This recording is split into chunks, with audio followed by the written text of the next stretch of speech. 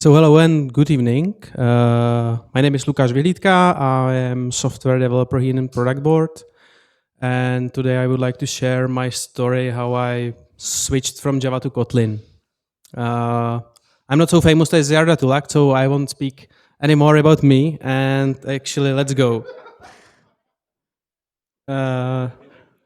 At first, I will share with you our Productboard related tech stack, which is like important for this presentation. Then I will tell a few things about how I started with Kotlin and how actually it is difficult or not switch from Java to Kotlin during day-to-day business. And at the end, I prepared two funny experiences that I had that actually surprised me.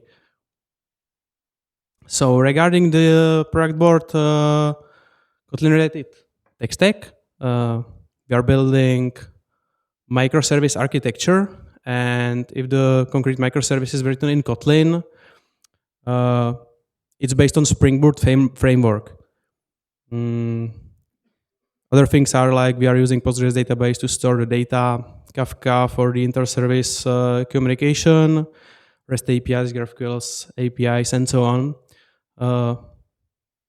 Important thing here is this Spring Boot because it actually creates a context that defines what to expect from this transition.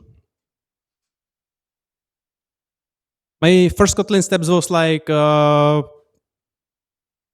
make an interview in Productboard. At the beginning, I had literally no experience with Kotlin. And fortunately, it was fine because Productboard is seeking guys working in Java because they believe that it's easy to just switch from that world to another. But of course, when it was sure that I'm going to join the company, I felt like it is wise to actually know something about Kotlin and be able to actually read the code, write something, and so on. And so I found the really great set of exercises. It's called Kotlin Cones. And it's actually a project that you can import into your IntelliJ. And it walks you through several exercises, starting with easy stuff like Hello World application, then going through standard library, working with collections. All you saw in the first presentation here. And in all of those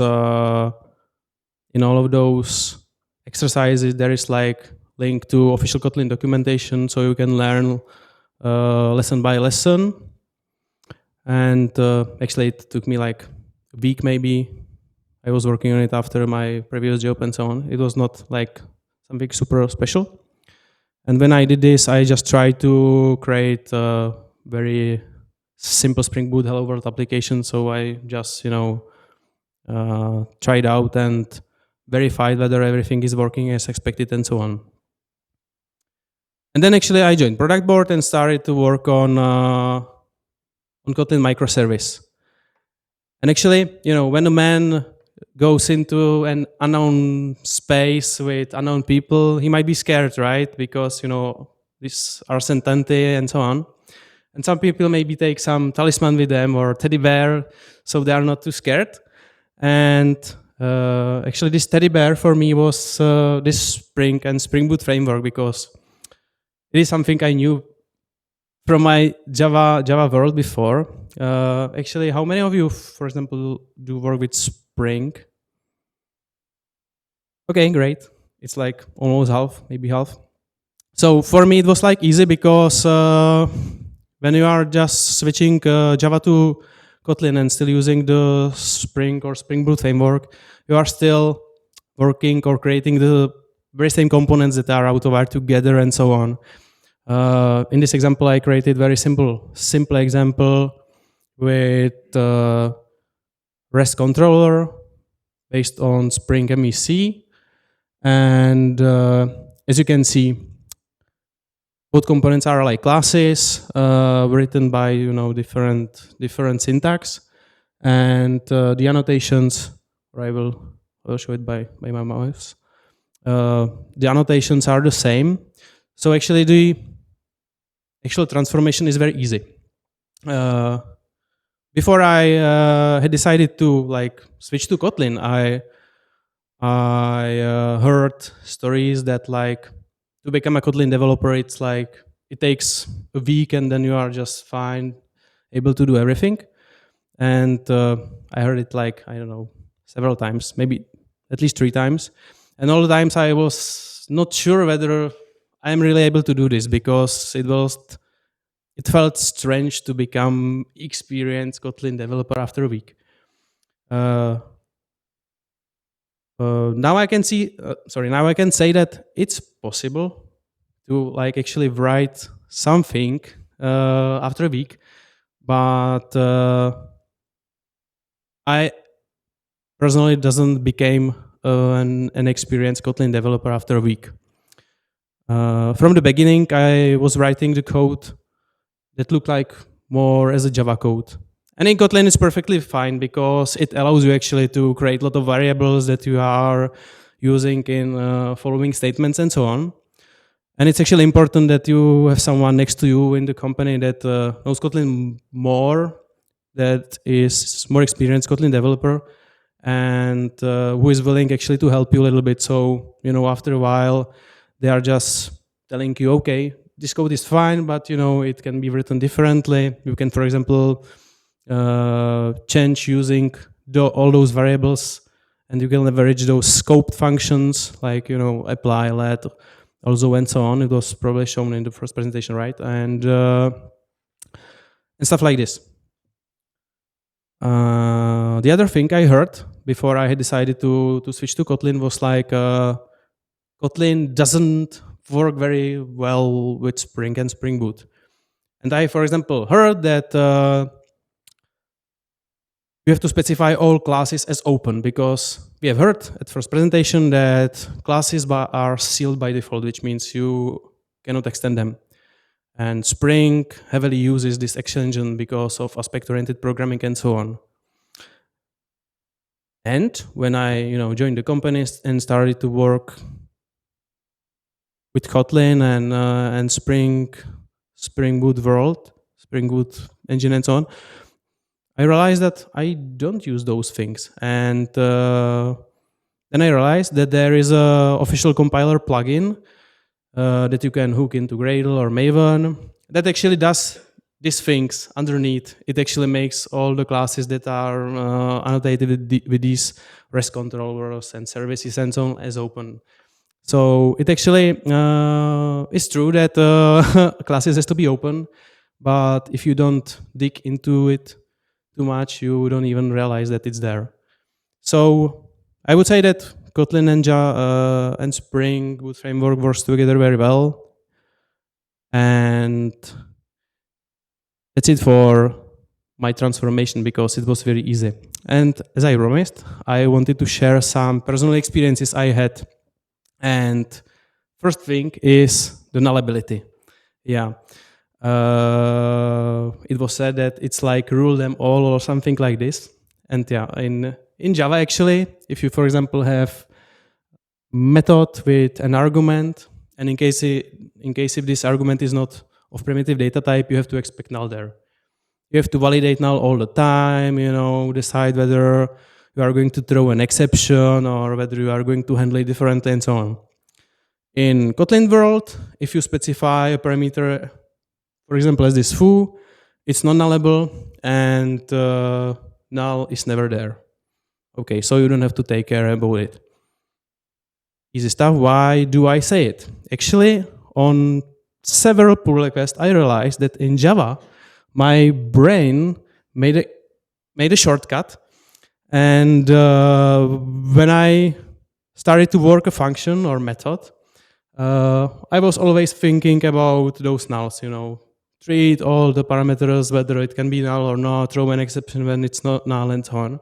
And after this null checks, go over and continue with other specific validations like integer maybe has to be only positive and so on. And when I switched to Kotlin, actually, this null check, it wasn't there. And I realized that my brain was using it as an entry point into validation context. And it happened several times that I just wrote a function And I wasn't even think about those other specific validations.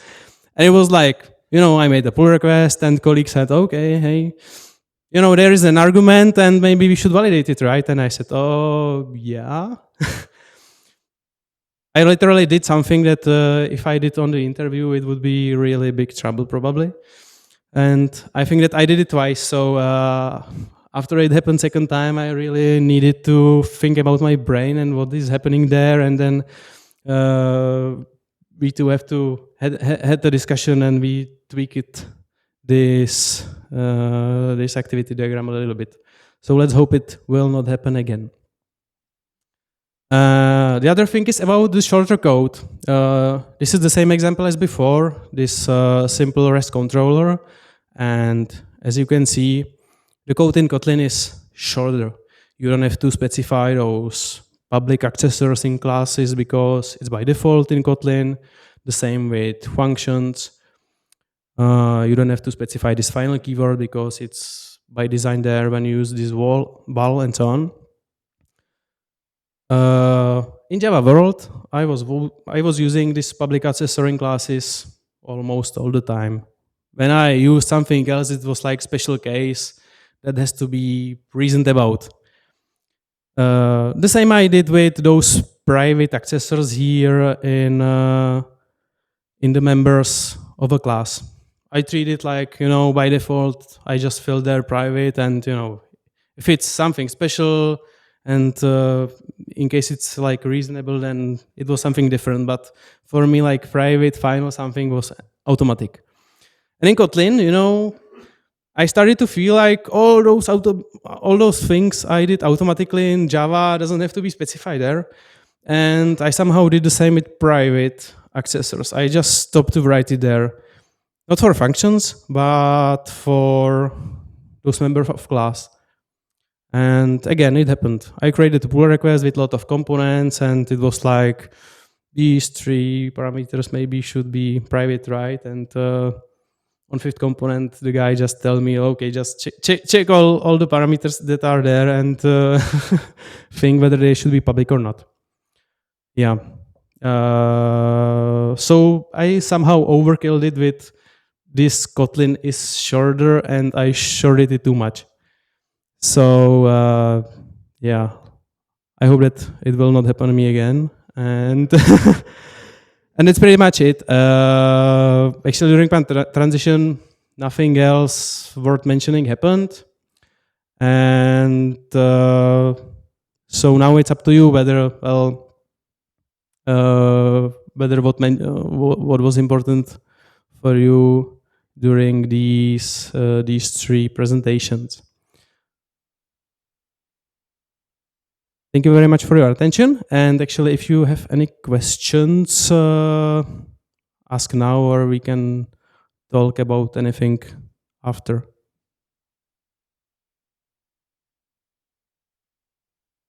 Yeah, I will switch to it.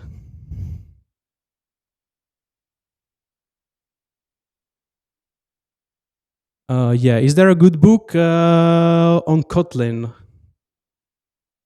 Yeah, actually, I actually personally don't know because I'm personally not a guy that read books a lot. But I have a friend here that actually transformed to Kotlin by learning by book, right? Yeah, and he don't remember the name of the book, but we can figure it out and share it later. Kotlin in action, is it?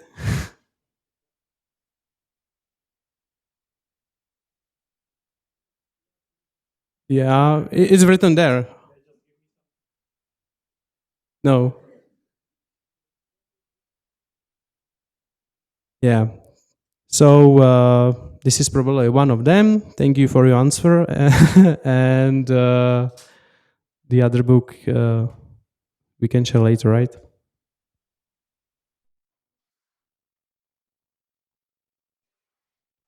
So thank you.